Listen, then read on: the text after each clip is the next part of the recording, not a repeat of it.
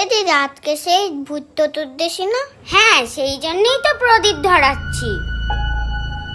এ দিদি, আজকে কি সত্যি ভূতরা ঘুরে বেড়ায়? তাই তো জানি, কিন্তু আজ তো আমরা 14 শাক খেয়েছি না, ভূতেরা কিছু করতেই পারবে না।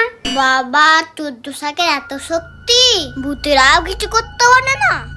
এ দিদি, এই শক্তি কতদিন ধরে থাকবে রে? কেন, অনেক দিনই তো থাকবে। ওই জন্যই তো বছরে একবার করে 14 শাক খাই।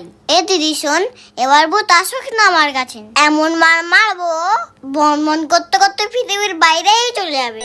তুইও কোনো ভূত দেখলে আমার কাছেও পাঠিয়ে দিবি। বলছি নাকি ভূতের ভয় পাবে না?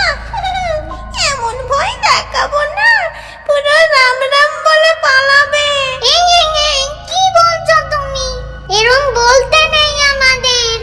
নে চল চল, অনেক কাজ, তাড়াতাড়ি লেগে পড়ি, সবাইকে ভয় দেখাতে হবে। এ দিদি দেখ, কত বাজি ফাটছে। হ্যাঁ, আকাশটা কি সুন্দর লাগছে।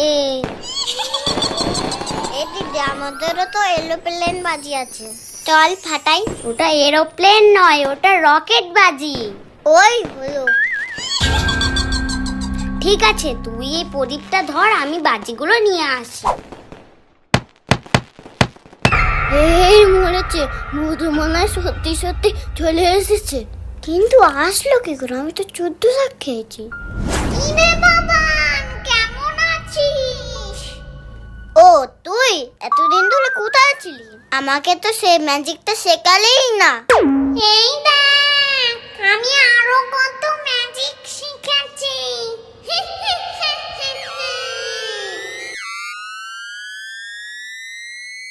ওরে বাবা রে, তুই ধর প্রদীপ, আমি পালাই।